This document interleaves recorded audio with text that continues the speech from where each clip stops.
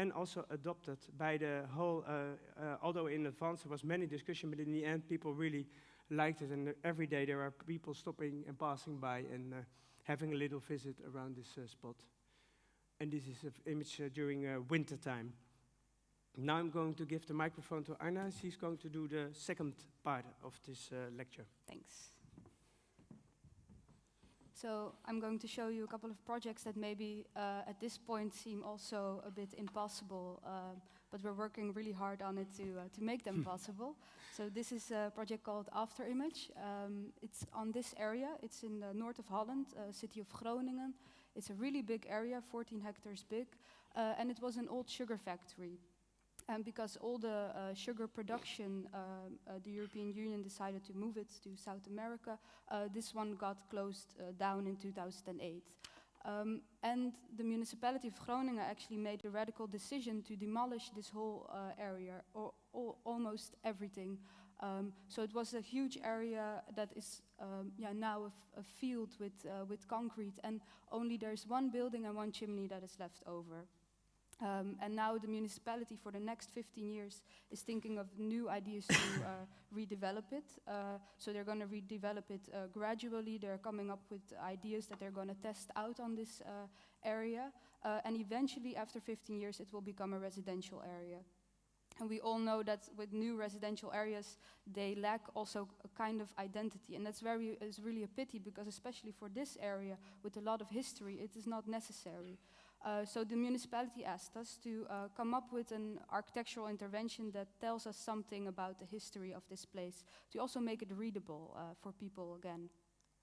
So we went out and got a lot of old construction drawings of this site.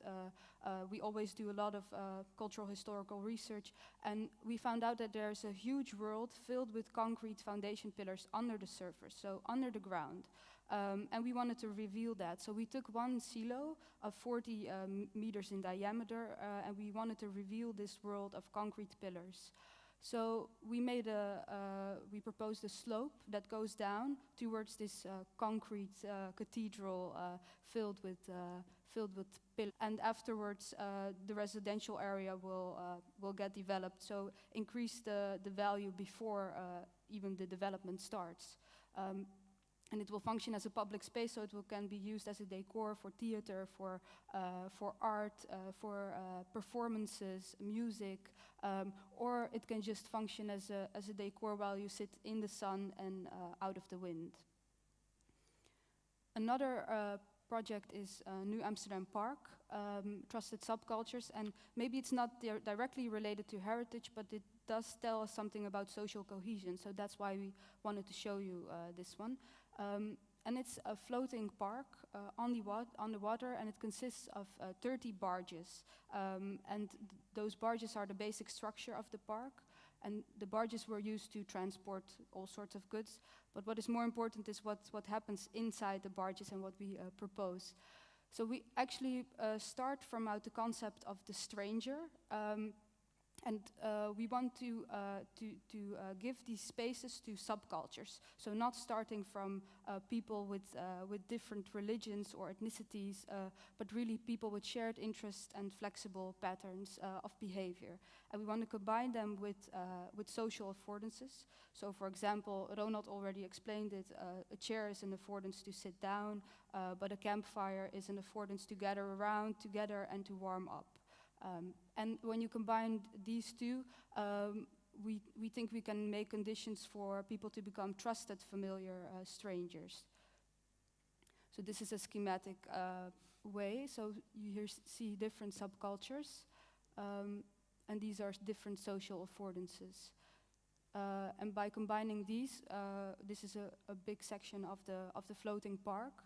And it consists out of a grid of 3 different types of spaces. So these are the water streets, so you can enter it by a boat. And this is, for example, also a barge filled with a park. And you can also see that there are some pathways that go overhead. So people can choose if they want to enter a certain subculture or not, or if they want to stay more in distance. This is an art barge, Here you see, for example, on the left, you see a graffiti barge, you see a Kwaku festival. Barge Kwaku festival is an important festival for people from Suriname background in the Netherlands. A tipi barge, a goth barge. So they're specifically designed for these subcultures. They can really colonize these barges. And this is, for example, social affordance. So people from all sorts of interests can meet here because it's not only for one subculture, but it's really about confronting subcultures with each other, and not that they always have to blend, but they can choose if they want to enter each other's world or not.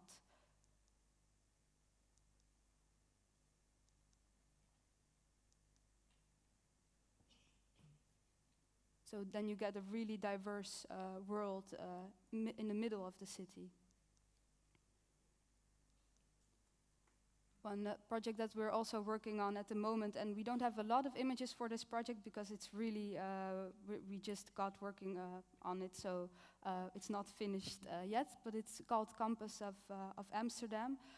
It actually started out with an area that's in the middle of the center of Amsterdam. It's called the marine area, the naval site. It's been closed off for 350 years. And what is really special about that area is that there the ships were made that went to the Dutch colonies, because the Netherlands had colonies in Suriname, in Indonesia, Curaçao, and also other countries. And actually the reason why our society is so diverse today is because these ships went abroad. So it was the first bridge over the world, or towards the world, from the Netherlands. So there was an exchange of products, of people, of cultures, of ideas. And a lot of people in the Netherlands don't realize that it started out a really, really long time ago, this exchange between cultures and identities. So what we propose is to build on this area in the center of Amsterdam, because this area opened up and they don't know what to do with it, and also not how to show this important history of Amsterdam. And actually everyone in Amsterdam is a newcomer, and to realize that, you have to first realize where you all come from. So we propose to build a 3D campus, so really three-dimensional campus that is carved out of a space where all the wind directions are in. And we're going to collaborate with history teachers from every first grade high school in Amsterdam. We're going to ask the students of these first grade schools from the history class to find out who the grandmother of their grandmother was. So they have to really do personal historical research. They have to find out who that person was, when is she born, how did her daily life look like, and where is she born. And then afterwards they have to stand in this three-dimensional campus in the wind direction where their ancestor is from, and they have to tell each other stories about what they found out. And the nice thing about that is that a person or a kid with an ancestor from Turkey, for example, has to stand in the same wind direction as a kid with ancestors in Indonesia or in the southeast of the Netherlands. So hopefully with that, the kids will get a wider view of the world, that it's bigger than only the place where they are from. And at the end, we will ask them to write down the names of their ancestor and also their own name and birth year with a phosphor pencil. So you only see it when it completely gets dark. So when the campfire goes out, the names appear. And also this campfire is, of course, one of the social affordances, which we really like, because people can gather around it and warm up and tell each other stories. Well, and Secret Operation 610, Ronald told about it. It's a really special project for us. It was actually a dream to work in a place like that. It's on a military airbase, Soesterberg, in the middle of Holland. And when we came there, we saw this. It was just an empty Cold War area with an empty airbase. We had the key of it. We were the only ones there. So it was really a big treat for us to be there. And on this area, there are a lot of these shelters. 16. They housed F-15 aircraft, so these aircrafts could fly away on every moment when it was needed during the Cold War. And 5 of these shelters got a culture function. And our client asked us to make a multifunctional piece of furniture in this in one of these shelters, in shelter with the number 610. And first we looked, of course, at the qualities, spatial qualities of this area. So on the red circle on the left, that is our shelter. This is the landing strip. It's 5 kilometers long, 50 meters wide. But these spatial qualities are also formed by the history of the place. So in the beginning of the 20th century, aviation pioneers like Anthony Fokker did their first aviation tests on this area. And also flying was a big attraction because people never seen it before. So they really went to this place to look at this phenomenon of flying. And afterwards, during the Cold War, it became a completely closed-off area. You could not enter. There was a lot of noise from these aircrafts coming in and out. And actually now it's vacant, and the province decided to make a high-quality nature area out of this whole area. And that means that there are a lot of restrictions, a lot of rules regarding nature. So it's not allowed to make noise, emissions are not allowed. And also what is the most sad part of it is that the province is removing asphalt roads to make new nature. But for us that's really demolition of heritage. So we actually decided also to fight against that. So we designed some kind of Trojan horse also that needs this asphalt to survive. And we also looked at bigger ambitions in the Netherlands. So the Netherlands has a knowledge and innovation agenda that for 2030 says that they want to be CO2 neutral, so no emissions and no noise. So we found out that they actually have the same ambitions as the nature development, only the outcome is different. In one ambition, flying is allowed, but then without emission, without noise, and with the other one, nothing is allowed. So we wanted to combine these two and to see how far we could go.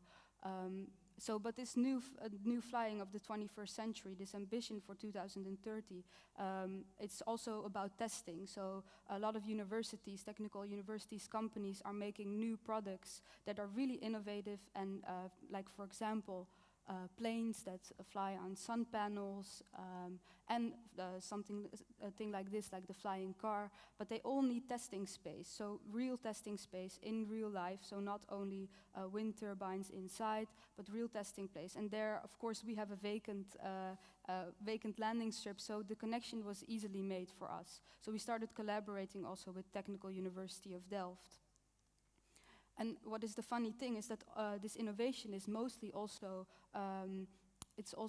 based on techniques that come from nature and animals and birds. So they use also this nature to come up with the most innovative flying objects.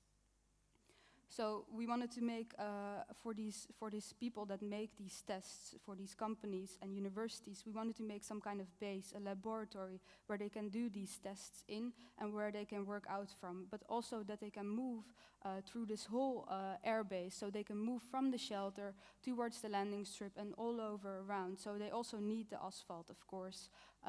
And as an object, we wanted to design something that also kind of looked like that F-15, that looks really sharp at you when these doors open. So we started working on this airbase 2 days a week for a year to also get this feel of this Cold War, of this area, to taste the atmosphere, to come up with the best design. And also testing out a lot ourselves, of course, playing around there was really a lot of fun. So eventually, when the doors open of the shelter, this thing comes out, Secret Operation 610, and it can go to the landing strip.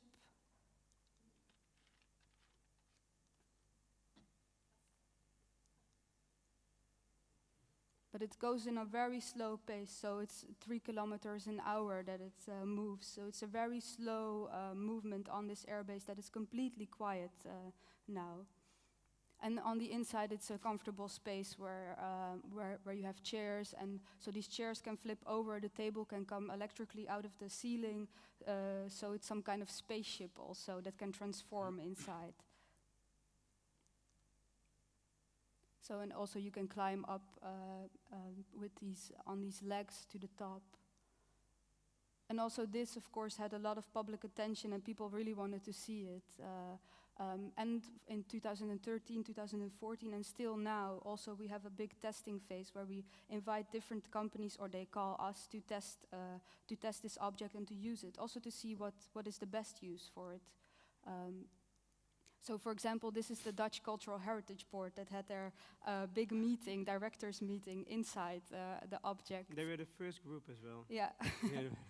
Although they actually, the Dutch Cultural Heritage Board is not thinking yet of Cold War heritage, but they did have their big meeting inside of here. So that's really special also. So this is a company called We Transfer.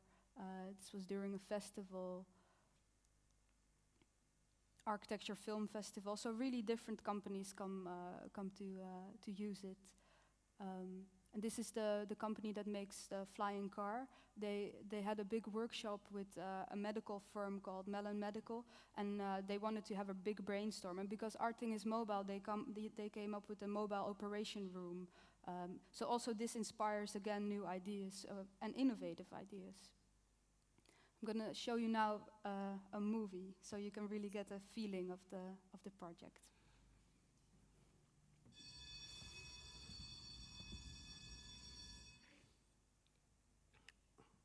Hey.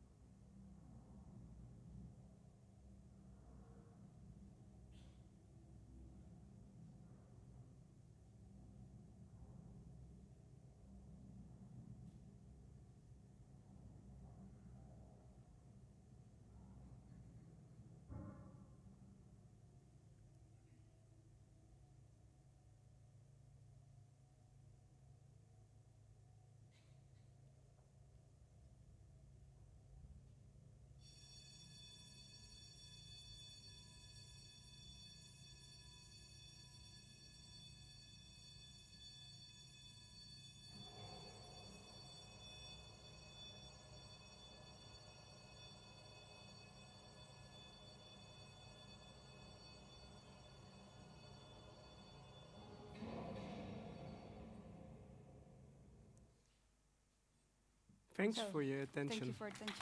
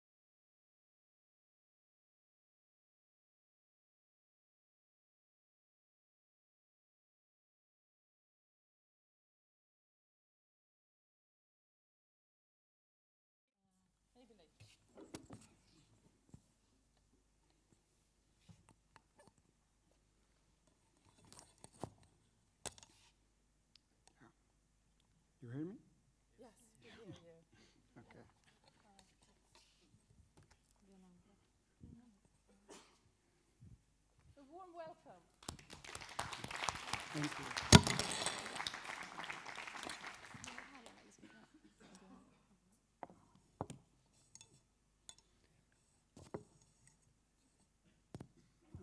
Where should be my presentation here? Or yep. No.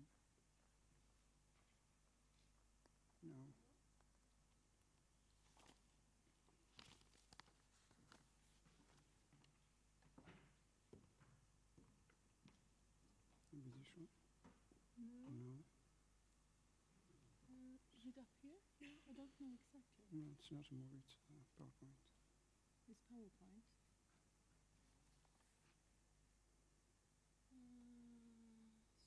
Secret operation, it's not.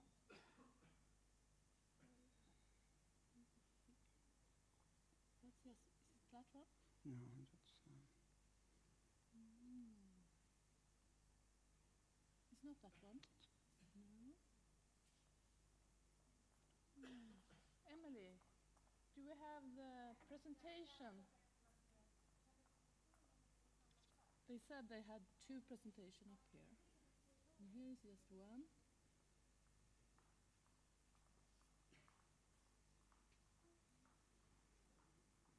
Is it?